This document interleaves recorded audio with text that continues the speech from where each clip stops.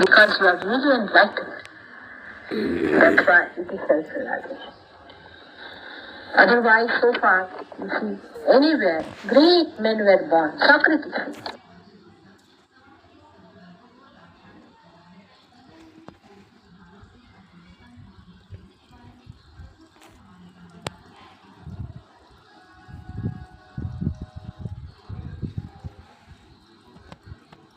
Where great men were born. Socrates. What happened to what did he do? I mean, just think of it, he did not do anything wrong. Galileo, anybody. Because never truth was accepted by people who were not realized. They cannot, because they do not have that power to bear the truth. And that's why always who propounded the truth was killed by people who really did not want to commit the sin, but out of ignorance it is. So now you are enlightened, you are wiser, and your ignorance is removed. Now you have the light.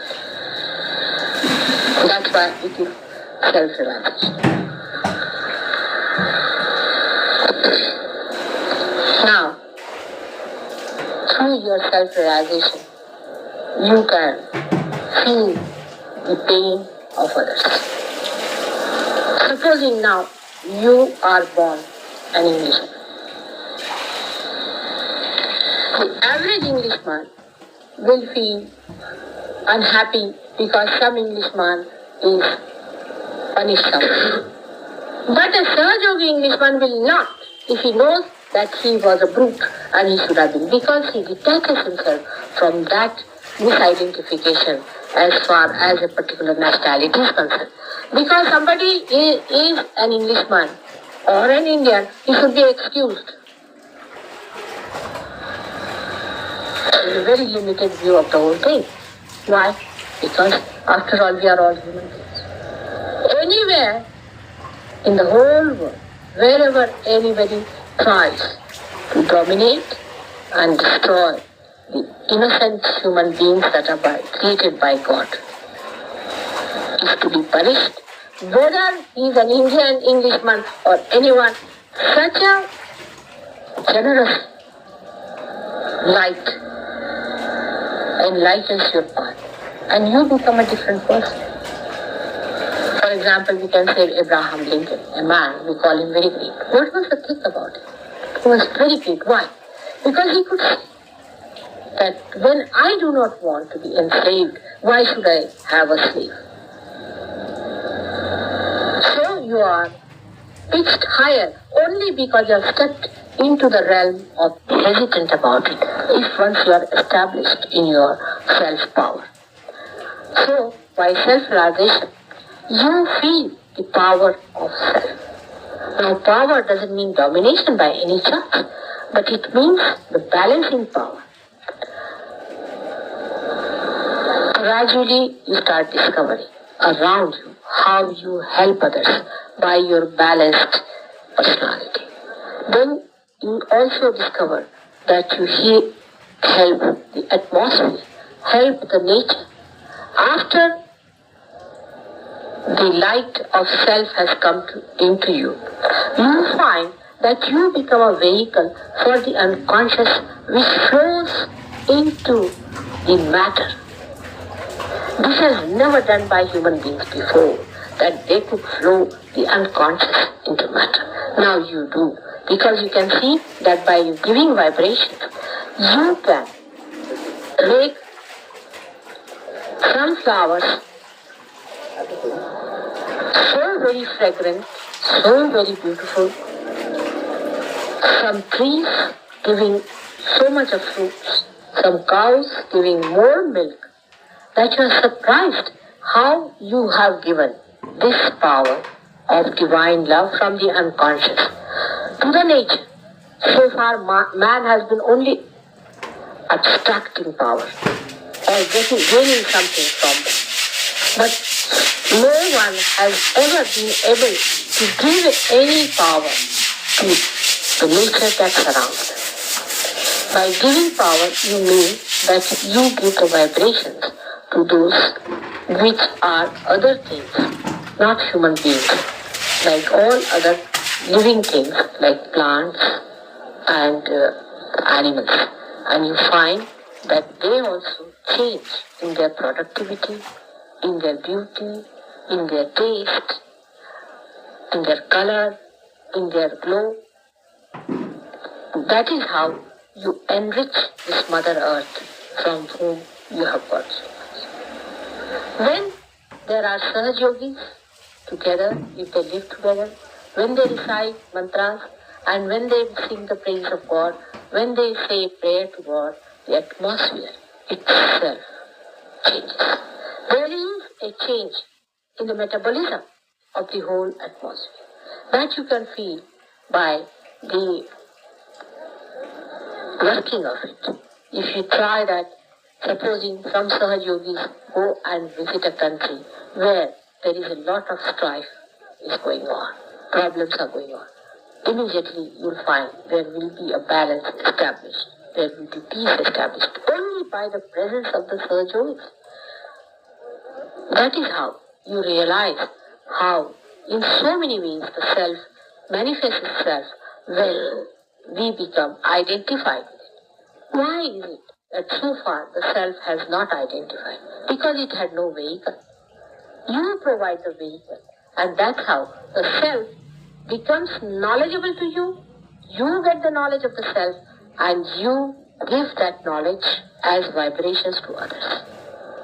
There are so many things one can say about self-realization, which you can tell from your own experience, how you have been able to know and verify various things. Now take the case of Pat.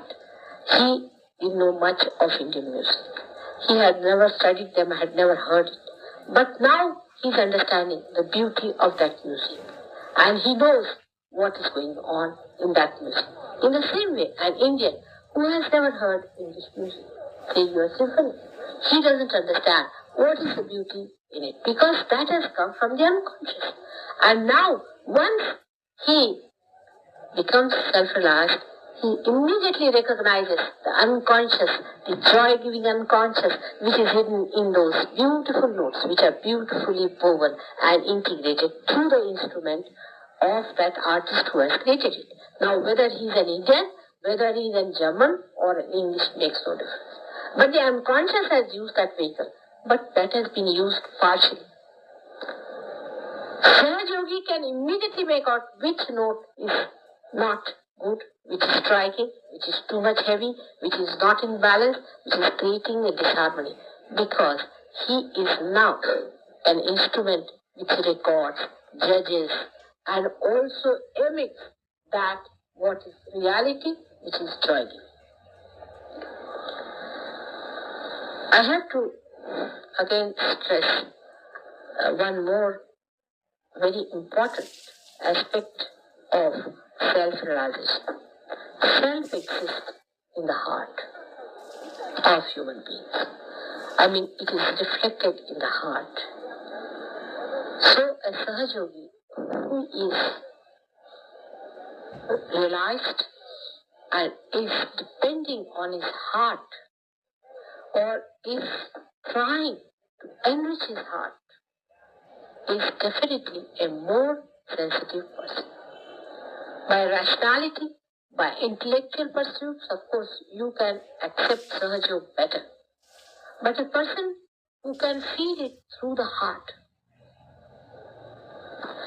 the feeling of oneness with your heart, surrendering yourself to your heart, humbling down your intellect before your heart, that's the temple of the self.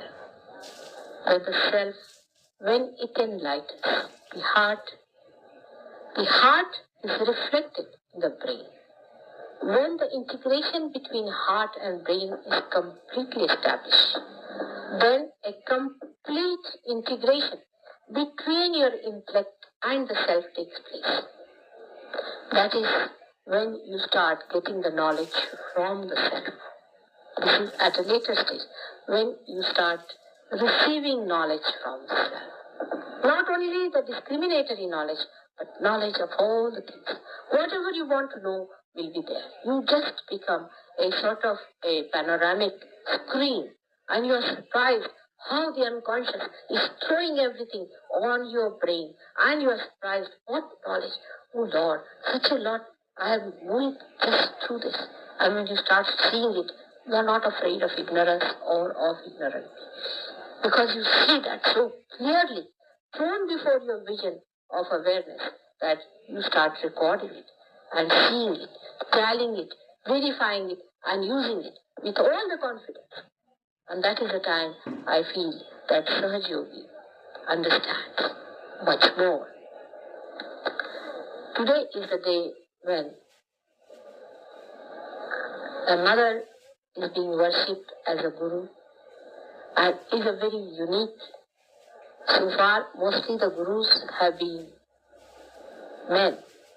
I too has a guru, and his name is Dattatreya. And this guru is also created by Adi Shakti herself. It's a very funny relationship that exists because he is the father, he is the son. He is the brother. All the sublime relationships that can exist between a guru and a disciple who is a lady, who is a woman. Now, this guru was created when the world was created itself, because one had to create a guru before the world was created in Vaikuntha stage only. But then he reincarnated many a times at the time of Rama, very early, even before Rama came into this world, much earlier than that. He was created by Sati Anusuya. She was herself a part of the Adi Shakti who created him out of the essences, the innocence of Brahma, Vishnu and Mahesh. There's a legend about it, which I will tell you sometime. And she created him.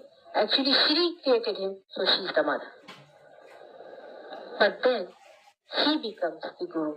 When she is born as Sita, he becomes the father.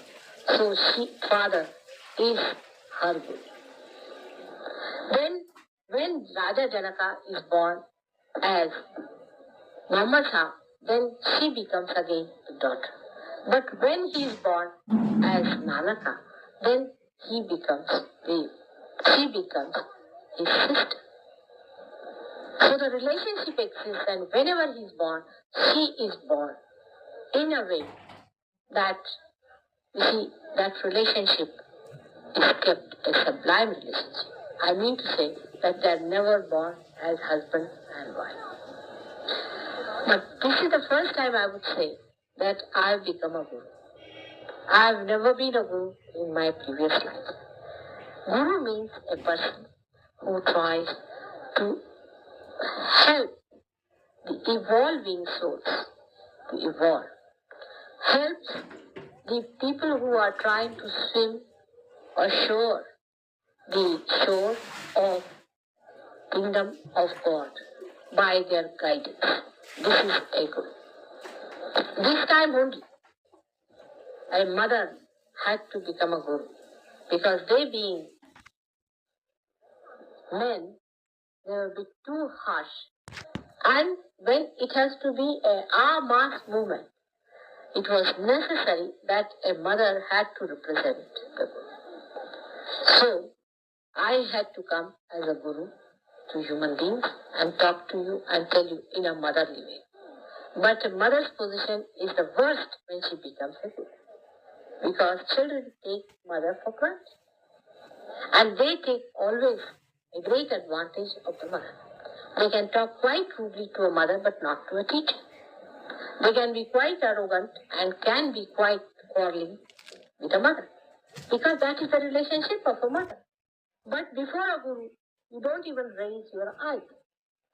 So this is a more difficult gurudom than a normal one. To be a mother and to give you birth and to guide you. Because the most hateful thing for mother is to hurt the child. Even when he is doing wrong, she feels hurt. But a guru does not. He won't mind slashing you out in case you are doing wrong. He won't mind throwing you down from a hill if you have done wrong. He don't mind slapping you if you have done wrong.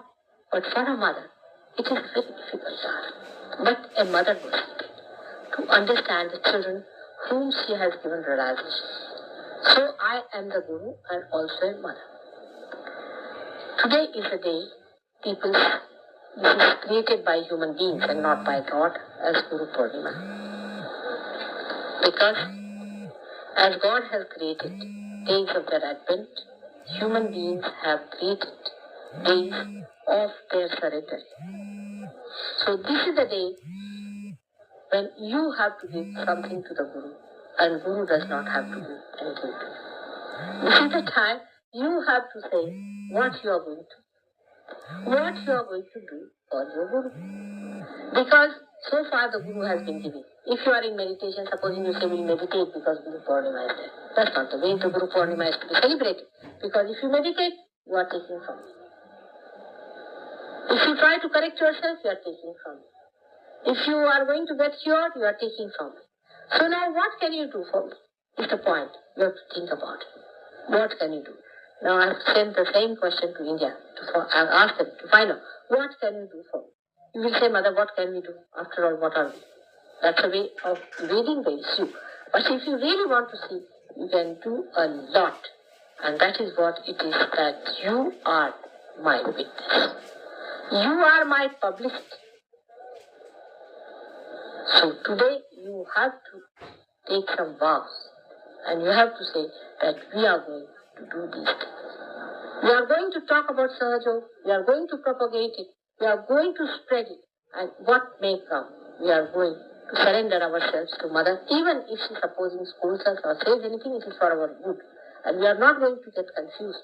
And that's how you have to absolutely vow that you are going to dedicate yourself to Sahajog, to help others, to emancipate and to create atmosphere for the completion of this universe, of this creation, for that fruitful day when we will say that the kingdom of God has been brought on this earth. So today is not the day for me to give, but for you. You have to announce. For example, you see when there is somebody who is in India, I don't know what is the position here, but supposing there is someone you want to celebrate or you want to reciprocate, then what they do, they write in the newspaper that such and such man has done so much for us. So we thank him very much for this. In the paper, you see, you get a complete 3-4 newspapers put together. You will find all such advertisements appear or like that. You see, so this is how you do it. That you tell people, talk to them and do it in this way so that the publicity for Sahaj Yoga spreads, that you surrender yourself as a vehicle of this mission, of this great work. This is what God wants you to do. So today is a day of certain determinations, that by such and such date or such and such time, we will have these things and we will do these things. This is what you have to today decide and think about it. And this is what you have to manage. And this is what you have to give. This is the only thing that you can give to God, is to become the instruments of God, complete surrendering yourself to Him, so that this world of yours, this universe of yours, because I do not belong to any universe or any creation whatsoever. It doesn't matter with me if this creation is born or lives. It is for you people. It is only for you that you have to have this creation. And so, only thing that you can do is to give me the assurance that I should feel that by creating this universe and by this world, God has not gone wrong.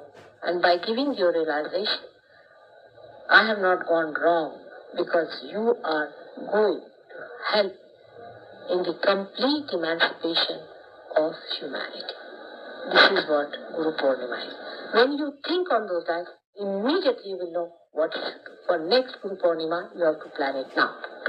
So maybe I don't know what in India they will do. They may have a big lecture arranged in my absence, may arrange some big people to come and speak about me and talk about me. I don't know what they will be doing. Of course, I would not like you to take out a procession as these people are taking out. But there may be some methods which you can think of by which you can announce the advent. Also, the Nadi Chakra also has got two sides, left and right. On the left-hand side of Nadi Chakra is placed a center, or you can call it a chakra or a sub-chakra called as the Chandra, means the moon. It's a moon center on the left-hand side, and right-hand side is the sun. And they are placed exactly on the moon line and the sun line, that is first the Ida and the P. These two centers are the two points up to which we can move from left to right. Beyond that, when you start, you cross the bridge. Now, these two centers, very localized. See, they have a vertical vibration, the flow are vertical. But when they are localized in that point, how we spoil them, we must understand. Left navi and right navi are interdependent on each other. If you pull too much of left navi, or work too much on left navi, right navi can also pull. But so we take one by one. Now the left navi is what? Normally, if you eat food at somebody's house, who is a sort of a spiritualist, or who is giving a prasad, like say Satya Sai Baba, this horrible fellow, his knows vibhuti as they call it, because it comes from the cremation ground. You see that ash. All these things, all this type of food that you eat, a person who believes in the past, in the decisive past is moved is the word called past, or you can call it in the subconscious. That food carries the vibrations. A person who has cooked especially that kind of food can give you a left now. To begin with. Now left now will give you superstition. Very superstitious. You become superstitious. You get frightened of things, small things. Even inside over you find such a person. Superstitious behavior. And these superstitions can be very, very dangerous. Now to have to overcome this left navi problem is to leave everything as far as superstition is concerned. Now you see a cat crossing the road. Now you know that it's a bad thing. You cross that road deliberately. You see that right hand has to be put for this and left hand has to be put for that. By mistake you do something. Just go ahead and do it. Don't get frightened of it at that time. See, it frightens you. Superstitions come out of fear and fright. That is it. Any superstition whatsoever. Now, you can take it in a wider thing. For example, people are superstitious about nations. Oh, he is Jew, he is Greek, he is Russian, he is Indian, he is British. You see, sort of these are collective superstitions, which are impressed on us so much that we are superstitious. And we start judging them accordingly. So the superstition can be only overcome by facing them directly. Alright, see what happens. Any small or big or collective. As I said, a small thing like a cat passing is a small one. In a big way, people will say, I mean, there are all kinds of superstitions if you can think about anything like, say now Alex is a pilot, and he knows that how pilots work on superstitions. And they work on omens and things, and they go to fortune tellers and ask them whether this is good or that is bad and all. The more they do it, the more they catch. And the more they do it, it becomes a bad omen. You see, it's such a vicious circle, it goes on building. Now, the essence of the whole thing is that, see, why we are afraid? Because we are afraid of the subconscious domination. We are trying to get rid of the subconscious domination. That's what we are afraid of. But as a result of superstitious nature, we fall more into the subconscious. I start accepting. You know, a case I will tell you. In India, there's a girl, Nima, you know very well. She has a left arm. Most of the Jainis, they have. Jain people, they have. The reason is that what of them? Superstition. Because Mahavira himself told them that don't go near the subconscious, and he described the whole subconscious. So all his disciples have become the slave of the subconscious. Just imagine, what a shame it is. I mean, when you see that, you have to take his name, Mahavira's name. And he became so much abandoned about that, so much abandoned, that he went to such a limit that once he was walking on the road, and they said, don't go today because it's a bad day, and you will have some problem. He said, I will. He was going through a jungle, and then a wind started blowing, and he had one big cloth wrapped around his body, and the cloth got caught up in a bush. So people said, see, you had said that you should not have come, now you are half clothed. So he cut his half coat. So he was left with half. Then next time he was going somewhere, people said that don't go that way, there are too many problems and you'll have a bad time. So what's bad time will have? So he was going and he found a man lying in a very bad condition and all wounds in his body. And all the small, what you call this, germs and all flies, small maggots. What you call it? Maggots. They were all trying to cover him. So he covered his body with his half coat. He became naked.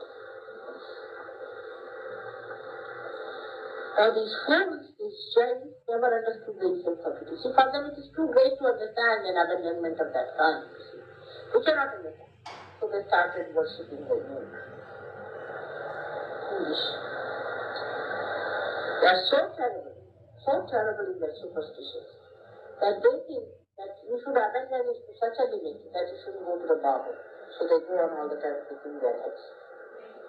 See? They don't wear any dress. Nothing they wear. Can you imagine such horrible people?